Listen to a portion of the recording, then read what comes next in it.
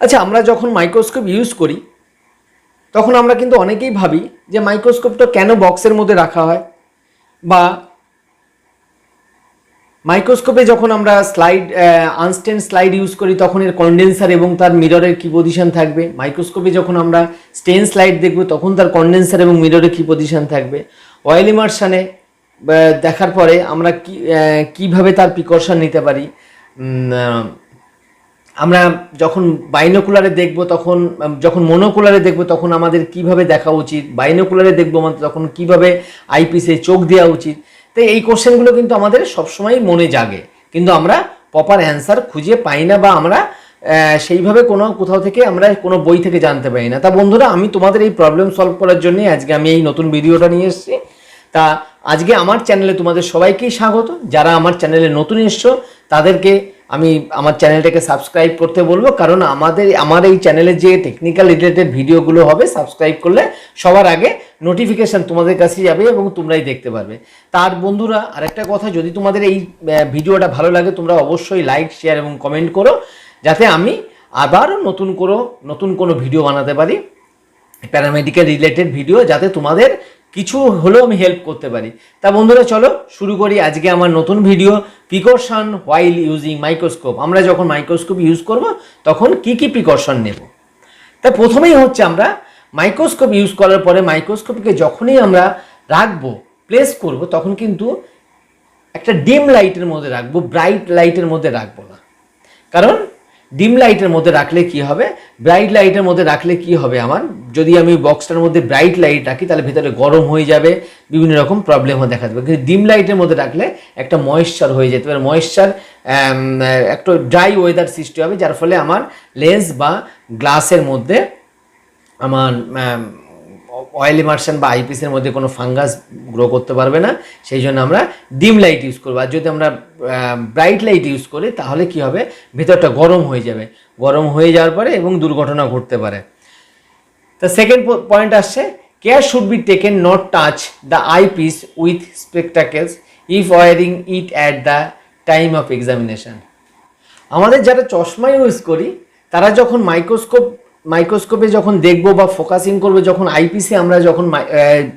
আইপিসে যখন আমরা চোখ দেব, চশমা পরে যখন চোখ দেবো, আমাদের কিন্তু খেয়াল রাখতে হবে, কারণ চশমার কাঁচটা যেন কখনোই আইপিসের সঙ্গে টাচ না হয়।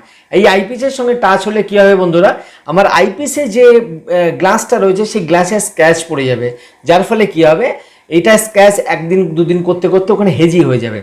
তা সেই জন্য আমাদের এই হেজি জন্য না হয়, সেই জন্য আমরা চশমা পরে যখনই ইউজ করব তখন যেন স্পেকটাকেলসটা বা চশমাটা যেন কখনোই আইপিসে যেন টাচ না হয়। এটা কিন্তু আমাদের বি কেয়ারফুল, এটা কিন্তু দেখতেই হবে, এটা কিন্তু খেয়াল রাখতেই হবে।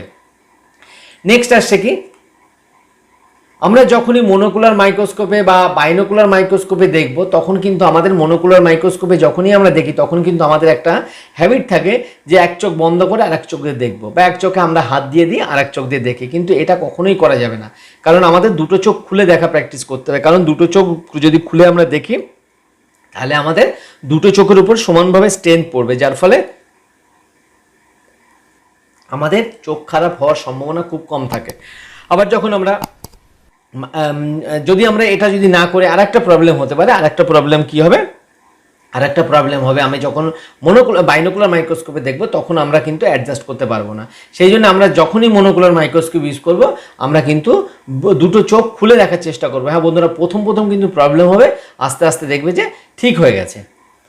এবার আমরা কি করব, আমরা যখনই যদি কোনো আমাদের লাইট সোর্স না থাকে, আমাদের যদি সানলাইট থেকে ইউজ করি, তাহলে আমাদের কিন্তু একটা আর্টিফিশিয়াল লাইটের ব্যবস্থা রাখতে হবে। আর্টিফিশিয়াল লাইট মানে কীরকম, আমাদের একটা বাল্বের ব্যবস্থা রাখতে হবে, যেন যখনই কোনো, কারণ এটা কেন করতে হবে, যদি আমরা ন্যাচারাল লাইটের যদি সোর্সটাকে ইউজ করি তাহলে দেখা যাবে যে কখনো আমরা মাইক্রোস্কোপ দেখতে দেখতে হঠাৎ করে মেঘ চলে এলো, আমাদের ঠিকঠাক করে দেখতে পারবো না, বা আমাদের হঠাৎ করে অনেক কারণেই লাইট কমে যেতে পারে, মেঘ হলো বা অনেক কারণেই হতে পারে, তখন আমরা দেখতে পাবো না। সেই জন্য আমাদের রিপোর্ট তখন পেন্ডিং হয়ে যাবে। সেই জন্য আমাদের কী করতে হবে, একটা আর্টিফিশিয়াল লাইটের প্রিফারেন্স রাখতে হবে, যাতে আমাদের যদি এরকম কোনো ন্যাচারাল লাইটে যদি কোনো প্রবলেম হয় তখন আমরা আর্টিফিশিয়াল লাইটটা জ্বালিয়ে দেখতে পারি। বন্ধুরা, এই পয়েন্টটা কিন্তু তোমাদের খুব মনে রাখতে হবে। এই যে দুটো পয়েন্ট এখন দুটো ডিসকাস করছি, এই দুটো পয়েন্ট কিন্তু খুব ইম্পর্টেন্ট পয়েন্ট একটা। যখন আমি আনস্টেন প্রিপারেশন দেখবো, মানে আনস্টেন মানে যে প্রিপারেশনটা আমার স্টেন বা রং করা হয়নি, তাহলে এরকম কি কি হতে পারে, আমি স্টুল হতে পারে, আমি ইউরিন দেখতে পারি। তাহলে এইগুলো যখন দেখব তখন আমার কি কি আমার কন্ডিশন অ্যাপ্লাই, কি কি প্রিকশন নিতে হবে। যেমন আমার যখনই আমি আনস্টেন দেখবো আমার কি হবে, কন্ডেন্সার কিন্তু নিচে থাকবে, কন্ডেন্সার নিচে মানে আমি লো পাওয়ারে দেখছি। লাইট মিনিমাম মানে আমার ডায়াফ্রাম কিন্তু বন্ধ থাকবে, আর আমি কনকেভ মিরর ইউজ করবো। এটা কিন্তু খুব কেয়ারফুল বন্ধুরা, এটা কিন্তু মাথায় রাখতে হবে সব সময় যতদিন আমরা ল্যাবে কাজ করছি। যখন আমরা আনস্টেন করব মানে আমি লো পাওয়ার এবং হাই পাওয়ারে দেখব, মানে প্রথমেই তো আমি হাই পাওয়ারে দেখবো না, আমি লো পাওয়ারে দেখবো। তাহলে লো পাওয়ারে দেখতে গেলে কি হবে, আমার কন্ডেন্সার নিচে থাকবে, ডায়াফ্রাম বন্ধ থাকবে এবং আমার কি হবে, কনকেভ মিরর ইউজ করব। আমি কিন্তু ডায়াফ্রাম বেশি দিলে কিন্তু লাইট বেশি আসবে, যার ফলে কি হবে, যেহেতু আমি আনস্টেন করছি ওটা হচ্ছে আমি ভালো করে ওর মরফোলজি দেখতে পাবো না, সেই জন্য কিন্তু মিনিমাম লাইট লাগবে। আর কনকেভ মিরর ইউজ করতে হবে। আমি যখন স্টেন প্রিপারেশন করব, স্টেন প্রিপারেশন দেখবো, তখন কি করতে হবে, কন্ডেন্সার আপ থাকবে, লাইট কিন্তু বেশি হতে হবে বা গুড হতে হবে, লাইট মানে ডায়াফ্রাম আমার ওপেন হয়ে যাবে, আর প্লেন মিরর ইউজ করব।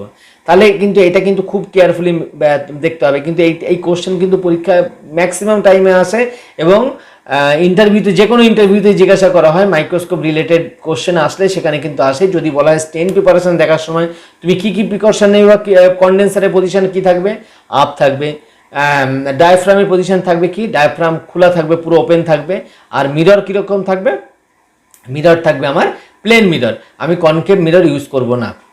Always focus the specimen first with low power followed by the high power or oil immersion.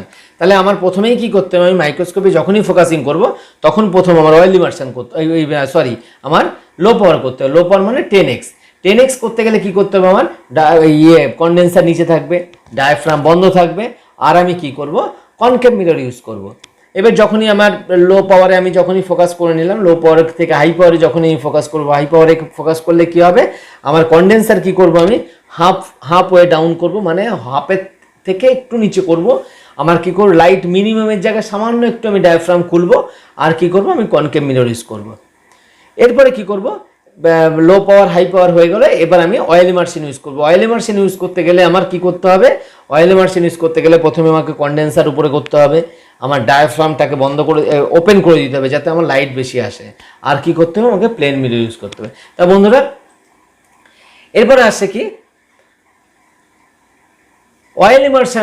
Oil immersion যে অবজেক্টিভ থাকবে সেটা কি করবে, কাজ করার পরে আমি সেটাকে কিন্তু জাইলিন দিয়ে সোকড করব, ক্লথ বা টিস্যু পেপার, সেটাকে ক্লথ বা টিস্যু পেপার, সিল্ক ক্লথ বা কটন ক্লথও হতে পারে, নেওয়ার পরে আমি সেটাকে আমি পরিষ্কার করব।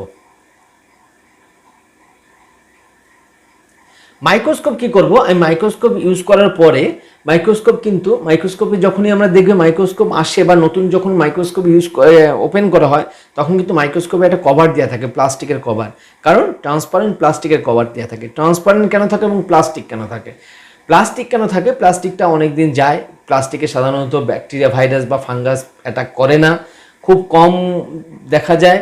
এবং প্লাস্টিক ট্রান্সপারেন্ট হলে কি হবে, ট্রান্সপারেন্ট হলে আমি মাইক্রোস্কোপের কোন পোর্শনটা ধরছি, কারণ মাইক্রোস্কোপের প্রতিটা পোর্শনই কিন্তু সেন্সিটিভ পার্ট একটা, মানে কোনো একটা পার্ট যদি মানে ইনকেস আমরা যদি রং হ্যান্ডেলিং করি তাহলে কিন্তু মাইক্রোস্কোপ আমার অকেজো হয়ে যেতে পারে, বা মাইক্রোস্কোপে আমি প্রপার ফাংশন নাও হতে পারে।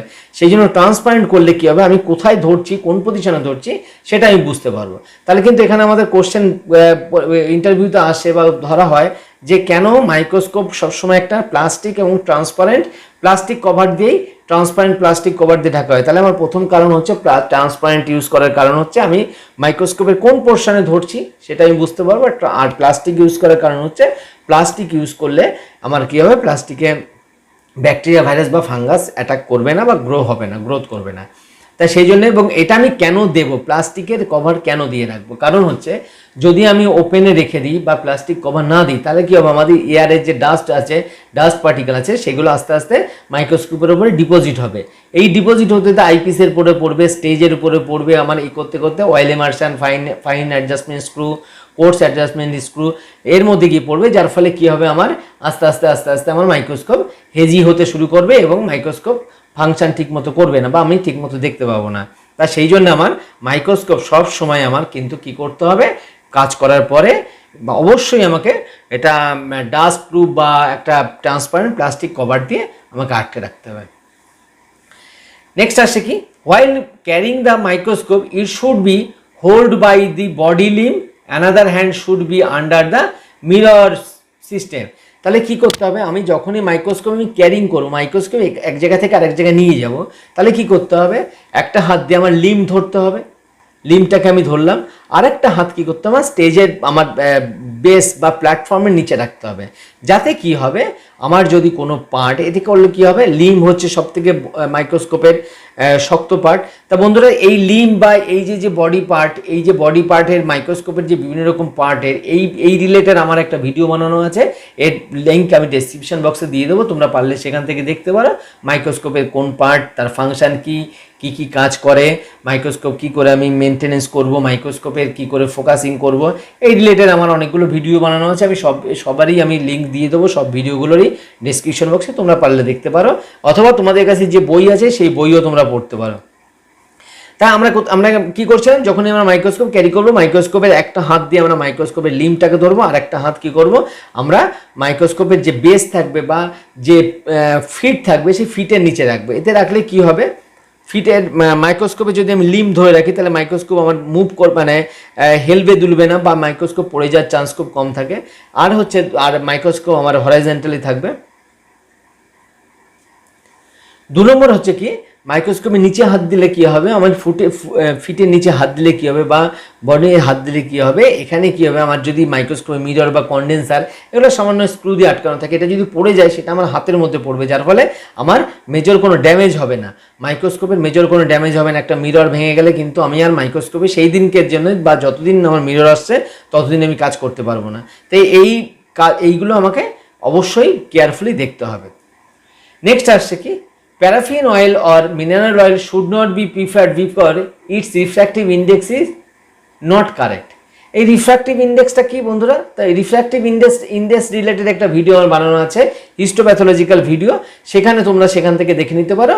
আমরা সাধারণত গ্লাসের রিফ্র্যাক্টিভ ইন্ডেক্স 1.5 ধরি।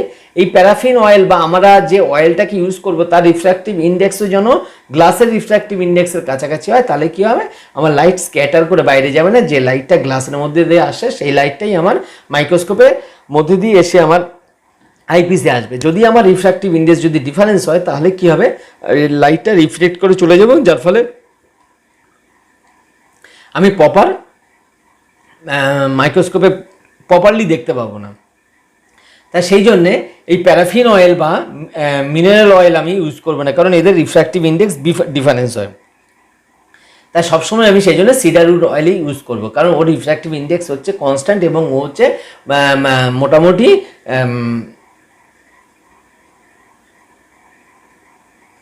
মোটামুটি গ্লাসের রিফ্র্যাক্টিভ ইন্ডেক্সের কাছাকাছি।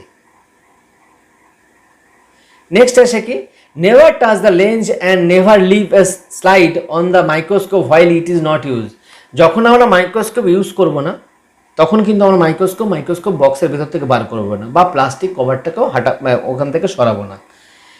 শুধু তাই নয়, আমরা যখন মাইক্রোস্কোপ ইউজ করবো না, তখন আইপিস লেন্সে আমরা হাত দেবো না, অথবা আমরা যখন অনেক সময় আমাদের কি হয়, কাজ করতে করতে আমরা মাইক্রোস্কোপে দেখতে দেখতে হঠাৎ করে কি হয়, মাইক্রোস্কোপ দেখে উঠে চলে যাই, উঠে গিয়ে অন্য কাজটা করি বা অন্য একটা স্ট্যান্ড করে চলে আসি। কিন্তু অনেক সময় দেখা যায় যে, ম্যাক্সিমাম ক্ষেত্রেই দেখা যায় যে স্টেজের উপর স্লাইডটা রেখে আমরা বাড়ি চলে গেছি বা ভুলে গেছি। কিন্তু এটা কখনোই করা যাবে না। যদি আমাদের অয়েল ইমার্শনে এটা যদি সেট করা থাকে, তাহলে কি হবে, অয়েলের কন্ট্যাক্টে থাকতে থাকতে কি হবে, অয়েলটা আস্তে আস্তে ভেতরে ঢুকতে শুরু করবে, অথবা অয়েল যদি ঘরের মধ্যে যদি ড্রাই কন্ডিশন থাকে, তাহলে অয়েলটা তাড়াতাড়ি শুকিয়ে যাবে, শুকিয়ে গিয়ে আমার অয়েল ইমার্শন লেন্সটার উপর একটা লেয়ার পড়ে যাবে, যার ফলে এরপরে আমি যখন মাইক্রোস্কোপে ফোকাসিং করতে যাবো দেখতে পাবো না। অথবা কি হতে পারে, এইটাকে যদি আমি করে রাখি, তাহলে কি হবে, ওপেন রাখলে কি হবে, আইপিসের উপর ধুলোবালি পড়বে, মাইক্রোস্কোপে স্ট্যান্ড ধুলোবালি পড়বে। সেই জন্য এটা কখনোই আমি লেন্সে হাত দেবো না বা অবজেক্টিভে হাত দেবো না, অথবা আমি কাজের মাঝখানে বা কাজের শেষে কখনোই মাইক্রোস্কোপের স্টেজের উপরে আমি স্লাইডকে রেখে যাব না। নেক্সট আসছে কি, when the microscope is not used, put the low power objective in the focusing position and keep it covered. হ্যাঁ, এইটা কিন্তু খুব একটা ইম্পর্টেন্ট জিনিস। যখন আমরা ইউজ করার পরে মাইক্রোস্কোপটাকে কি পজিশনে আমরা মাইক্রোস্কোপ বক্সের মধ্যে রাখবো, এটা কিন্তু আমরা অনেকেই রাখি না, অনেকেই এটা জানি না যে কীভাবে রাখতে হয়। কারণ এটা আমাদের কিন্তু জানা খুবই দরকার, কারণ মাইক্রোস্কোপ যদি আমরা ভুলভালভাবে রেখে দিই তাহলে কিন্তু দেখা যাবে আমাদের পরের দিন দেখা যাচ্ছে যে কোনো একটা পার্ট বা লেন্স বা অবজেক্টিভ খারাপ হয়ে গেছে। তাহলে আমরা যখনই মাইক্রোস্কোপ কাজের শেষে পরিষ্কার করার পরে যখনই আমরা মাইক্রোস্কোপ রাখবো তখন কি করব, আমরা স্টেজটাকে নিচে করব, ফোকাসিং পজিশনে রাখবো লো পাওয়ারকে ফোকাসিং পজিশনে রাখার পরে স্টেজটাকে নিচু করব, নিচু করার পরে আমি কভার দিয়ে আমি মাইক্রোস্কোপ বক্সের মধ্যে রেখে আমি ডিম লাইট মানে হালকা লাইটে আমি লাইটটা জ্বালিয়ে রাখবো। তাই মাইক্রোস্কোপে ফোকাসিং কী করে করবো সেই রিলেটেড একটা ভিডিও আমার বানানো আছে বন্ধুরা, তা আমি এরও লিঙ্ক ডেসক্রিপশন বক্সে দিয়ে দেবো। তা বন্ধুরা এইটাই আজকের এই ভিডিওটাতে আমি মোটামুটি তোমাদের কি করে আমি মাইক্রোস্কোপের প্রিকশন নেব সেই বিষয়টা বানানোর চেষ্টা করলাম, বা তোমাদের যদি উপকার করার চেষ্টা করলাম।